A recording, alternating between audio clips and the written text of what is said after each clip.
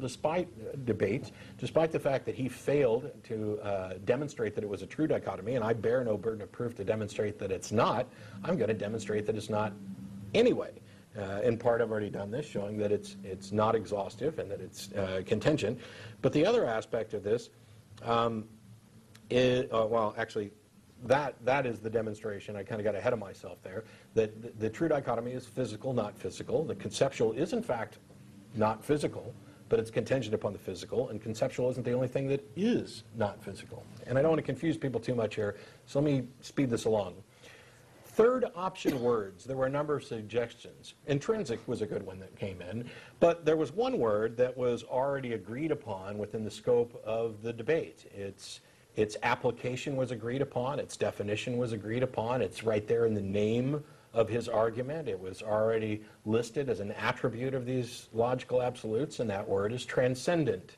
In that case, physical, conceptual, your third option is transcendent, if you're happy with that. I don't think we necessarily need the label to demonstrate that neither was still a good option. But transcendental, transcendent, if you like that, intrinsic. The important thing is that these things are simply true. They don't exist in any sense like of reality. They're not physical, and I would argue that they're not conceptual. They are just true. They are tautologies, which is the foundation of logic. Every logical argument is just an attempt to build the equivalent of a tautology. It's like a regressive system to A equals A. A doesn't equal not A. I still don't want to go overly deep into this, but I want to make sure I hit all the points real quick before we move on. Matt Slick went and claimed victory, which I'll admit, that ticked me off. You kind of messed with the wrong guy there, because I was willing to, have continued discussions and everything else. And while I'm not going to claim victory with regard to the argument, I'm going to claim victory with regard to reasoning power, maturity, I don't know. I wish I could think of more categories. It's pointless. You don't have to agree. I'm not even completely sure that I agree with my victory claim. But as long as you're going to do it, maybe I should nana boo-boo. I win, you don't. By the way, here's a dichotomy. Victorious, not victorious.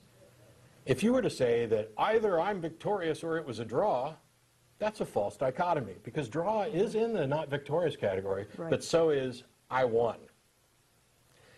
Tag, from this point on, oh, by the way, he demonstrated that he's willing to take feedback and modify the written version of his argument. So if you go to the CARM website, what's written up there isn't the same as what was written up there before we talked.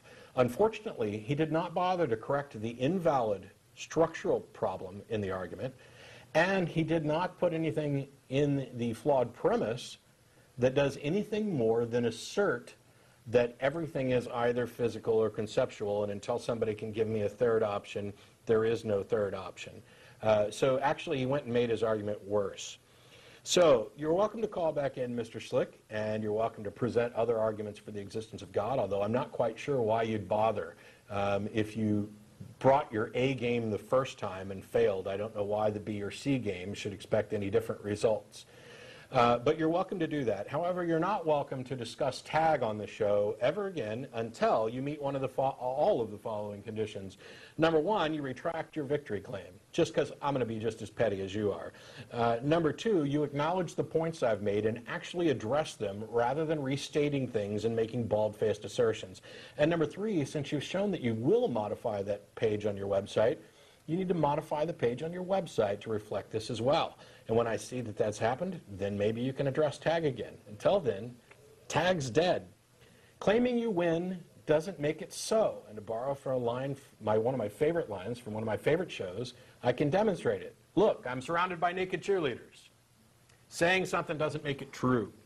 Oh, and if anybody doubts that Matt Slick is actually conflicted and actually agrees with me, on the one hand, he's claiming that physical conceptual is a true dichotomy. And yet when someone asked him, which of those two categories is God in? You know what Slick's answer was? Neither. Really? Yeah, really. He said neither. And then he said God's spiritual. Okay? Whatever label you put on it, neither, transcendent, spiritual, you also accept that physical, conceptual is not a true dichotomy.